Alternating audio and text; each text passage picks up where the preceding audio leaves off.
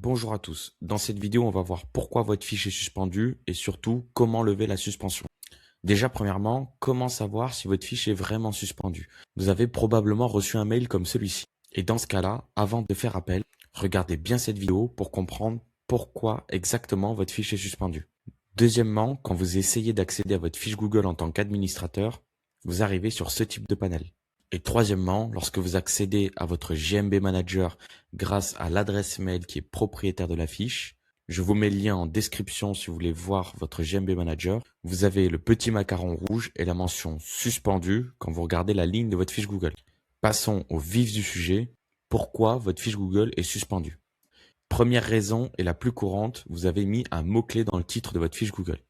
Très souvent, pour améliorer le référencement ou pour faire plus facilement comprendre à vos clients votre activité, vous mettez un mot-clé dans votre fiche Google établissement. Sachez que c'est tout simplement interdit par les consignes de Google que je vous mettrai aussi en description de cette vidéo. Le nom de votre fiche Google doit être exact soit à votre raison sociale, soit à votre nom commercial.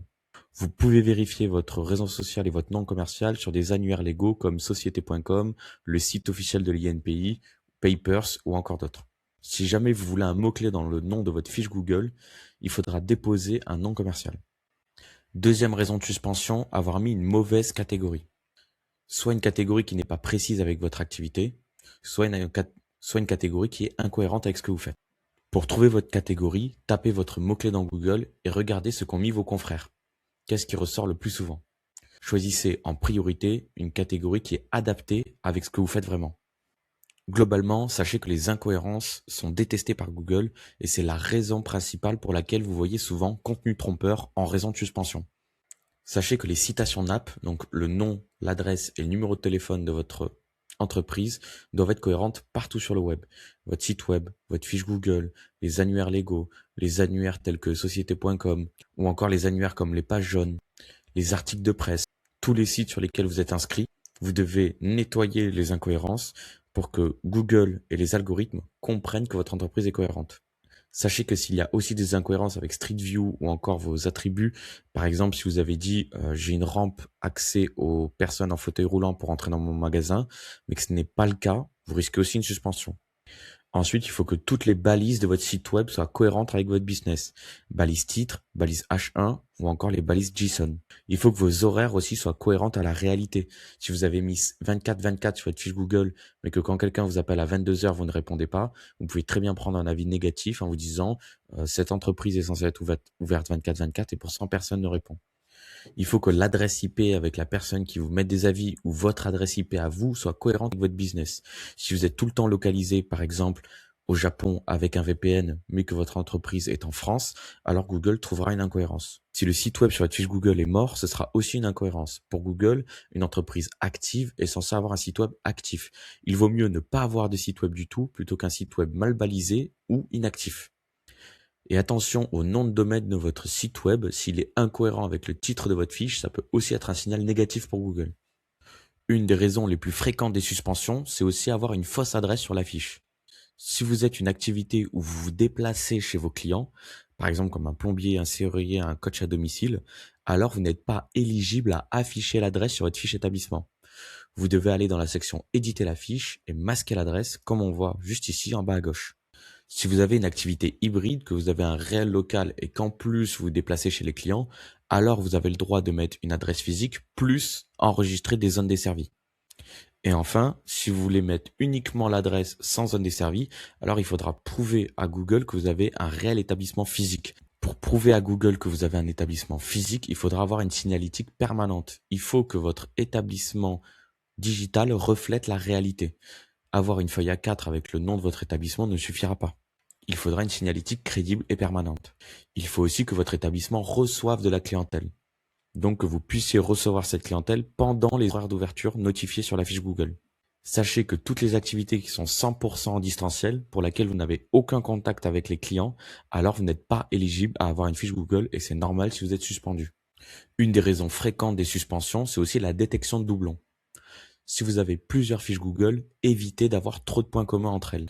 Donc, si le nom est pareil, l'adresse est pareille, le numéro de téléphone est le même, et la page vers laquelle redirige votre fiche Google vers votre site web est la même page, alors il y a de fortes chances que ce soit détecté comme doublon. Rares sont les activités qui sont autorisées à avoir des doublons.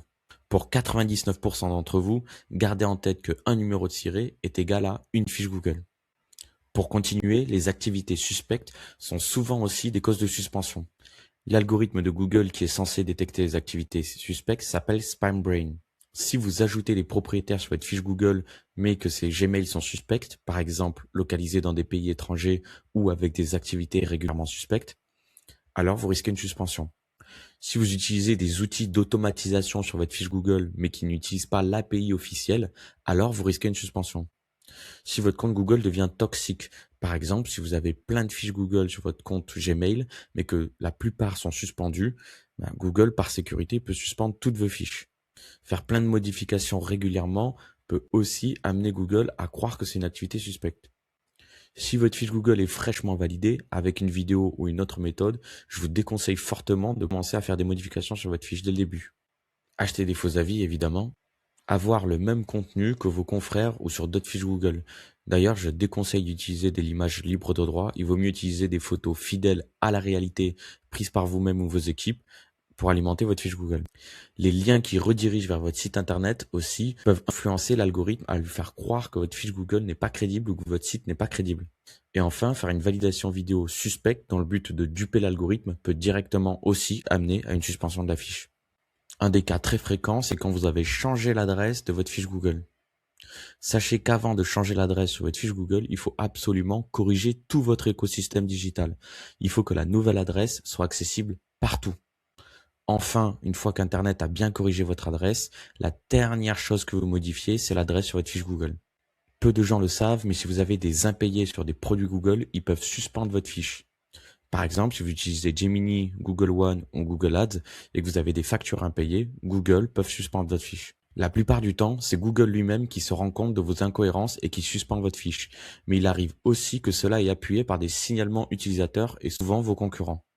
Pour éviter ça, je vous conseille de régulièrement mettre votre fiche à jour et de vous en occuper. Maintenant que je vous ai donné la plupart des raisons, on va voir ensemble la solution. Sachez que j'ai donné les raisons les plus fréquentes. Il existe une infinité de raisons, dont certaines que j'ai peut-être pas citées. Je vous conseille vivement de lire les règles et consignes de Google que je vous mets tout de suite dans la description. Passons au plus intéressant. Comment lever la suspension de votre fiche maintenant que vous savez pourquoi elle est suspendue? Je vous conseille toujours premièrement de bien repasser sur les consignes. Sachez que la fiche établissement Google est un outil gratuit et que donc il vaut mieux respecter les règles et jouer le jeu plutôt que de jouer avec le feu. Donc mettez bien votre fiche aux normes parce que 99% des chances que votre fiche n'est pas suspendue sans aucune raison. La deuxième étape, ça va être de faire appel. Pour faire appel, je vous mets le lien dans la description. Pour faire appel, Google va vous demander des preuves que votre entreprise est bien réelle, mais aussi un argumentaire. Je vous conseille d'envoyer le maximum de preuves possibles en utilisant un fichier .zip pour pouvoir en mettre un maximum dans le dossier.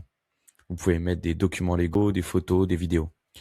Et pour l'argumentaire, je vous conseille d'être le plus honnête possible. Si vous avez essayé de tricher, si vous n'aviez pas lu les consignes avant et que vous ne saviez pas qu'il fallait pas mettre de mots-clés dans le titre, par exemple, soyez honnête, dites-le et dites que vous l'avez corrigé. Sachez que très souvent, les fiches Google sont suspendues pour plusieurs raisons cumulées. Alors pensez à bien lire les consignes et quand vous avez trouvé une erreur, il y en a peut-être d'autres derrière. Une fois que votre appel est fait, voici quelques erreurs à éviter. Premièrement, évitez d'harceler le support de Google en ouvrant plusieurs tickets ou d'harceler le forum de la communauté. Google met souvent entre 7 à 10 jours à vous donner une réponse, alors patientez calmement. Deuxièmement, ne touchez jamais à la fiche Google pendant qu'ils sont en train de prendre leur décision. Et troisièmement, essayez toujours de lever votre fiche Google existante. Essayez de supprimer la fiche et d'en créer une nouvelle ne fera qu'empirer le problème. Maintenant que votre appel est fait, que va-t-il se passer? Vous allez recevoir un numéro de ticket. Gardez-le précieusement parce qu'il pourra vous être utile si jamais vous souhaitez contacter la communauté par la suite ou recontacter le support plus tard. Et ensuite, deux solutions possibles. Soit Google approuve votre appel et dans ce cas-là, votre fiche ne sera plus suspendue. Félicitations à vous. Ou deuxième cas, votre appel est refusé. Si vous êtes dans le cas de l'appel refusé, vous pouvez essayer de répondre au mail du refus de l'appel ou sinon vous pouvez suivre ma vidéo qui est spécifique de ce sujet. Ou que vous n'avez plus du tout la possibilité de faire appel, le lien est dans la description. Merci de m'avoir écouté, j'espère avoir trouvé une solution pour votre fiche Google et qu'elle est maintenant de nouveau en ligne.